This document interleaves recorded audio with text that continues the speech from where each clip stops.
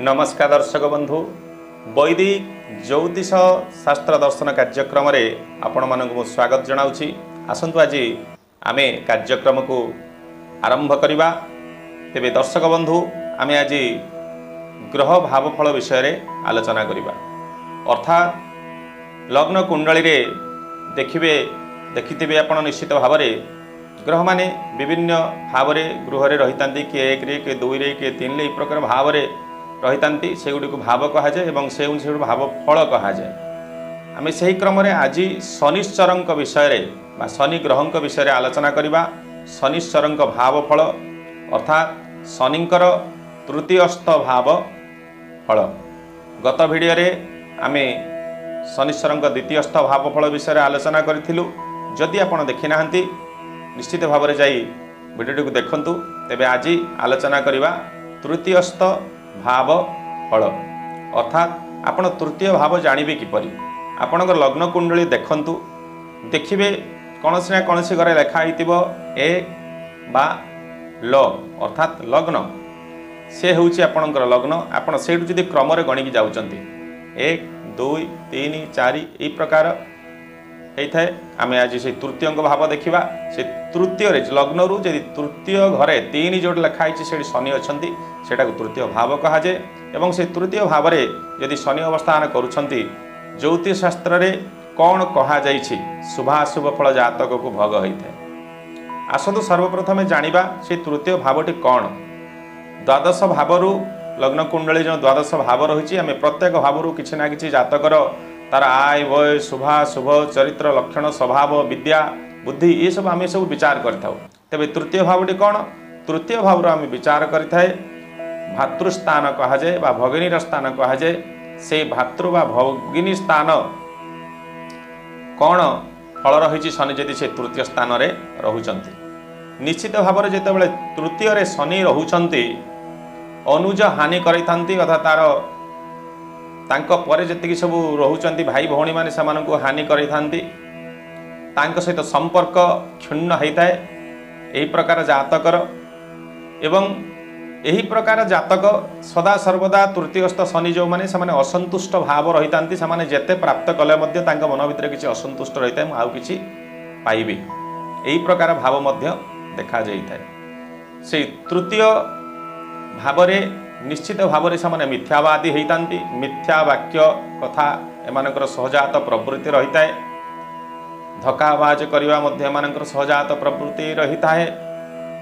एवं एमाने निश्चित भाव रे पैतृक संपत्ति को लेकिन बेसी वाद विवाद करिथांती मोर अल्प होगला कम होगला अधिक नेबी कम नेबी ई प्रकार असंतुष्ट भाव सदा सर्वदा माने प्रकाश करिथांती तांको मन भितर संतुष्टता बा पूर्णता तांको मन भितर केबे न थाए। एवं तांकर भाई भौणी मानक सहित संपर्क सब बेले तिक्तता रहिता है जहा कि जीवन सारा तांको सहित केबे से सुसंपर्क स्थापन करि पारंती नाही। वाद विवाद द्वारा से निश्चित भाई भौणी मानकर हानि मध्य घटिता है। यही प्रकार जातक तृतीयस्थ शनि जो मानकर रहुचंती एमाने कुटुंब त्यागी मध्य होइथांती अनेकांश रे एमाने घर द्वार छाड़ी बाहर रही थांती। एवं बयसर अपराह्न रे एमाने गृह त्याग करी सन्यास भाव पोषण करिबा कौन से मठरे अवस्थान करिबा मठाधीश बा ई प्रकार मध्य तांको जीवन रे आसी थाए जहाँकि एमाने बहुत आलस्य परायण मध्य होइतांती। तृतीय शनि एमानकु आलस्य करिथांती कर्म क्षेत्र रे एमाने आलस्य परायण हेतु केबे सफलता प्राप्त करि पारंती नाही।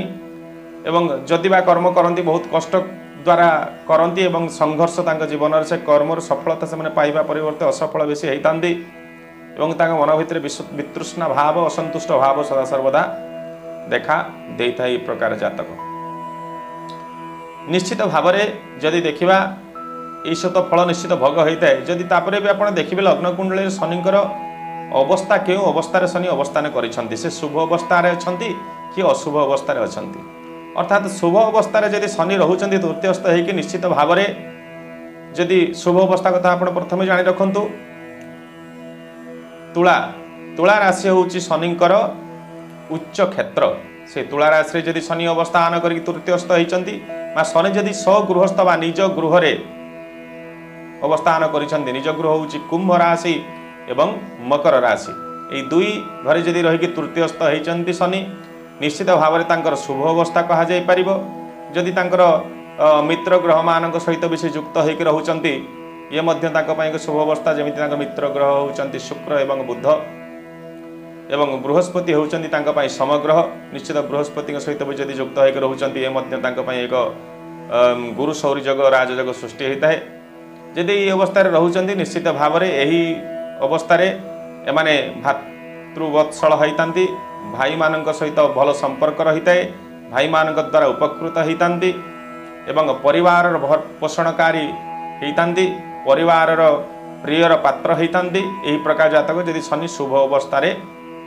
रोचंती एवं कर्म क्षेत्र में सफलता प्राप्त करिथांती एवं तांग चरित्रर सठिकता आसीताए जदि अशुभ अवस्था थाए तांग चरित्रर नष्ट अवस्था आसीताए ये शुभ अवस्था जानि पारिले आपण जदि अशुभ अवस्था रहिचंती तृतीयस्थ शनि अर्थात से नीचस्थ होइचंती मेष राशि होउची शनिकर नीच स्थान से नीच स्थान रे जदि तृतीयस्थ होउचंती बा तांकर शत्रु राशि शत्रु ग्रह होउचंती तांकर रवि चंद्र एवं मंगल से रविचंद्र मंगल सहित युक्त होती रविचंद्र मंगल गृह अवस्थान करिसेंती निश्चित भाव में एक अशुभ अवस्था शनि यही प्रकार जातक को निश्चित भाव में जो कथा गुड़िक आलोचना कली भातृ विवाद भातृ सहित भातृहंता भातृ तांकर मृत्यु मुखर पड़ी था नष्ट जाती एवं पितृ संपत्ति को लेकिन विवाद संपत्ति असंतुष्टा एवं संपत्ति को से प्राप्त कले भल भाव में रखिपारे ना बिकिदेवे चलीज यही प्रकार द्वारा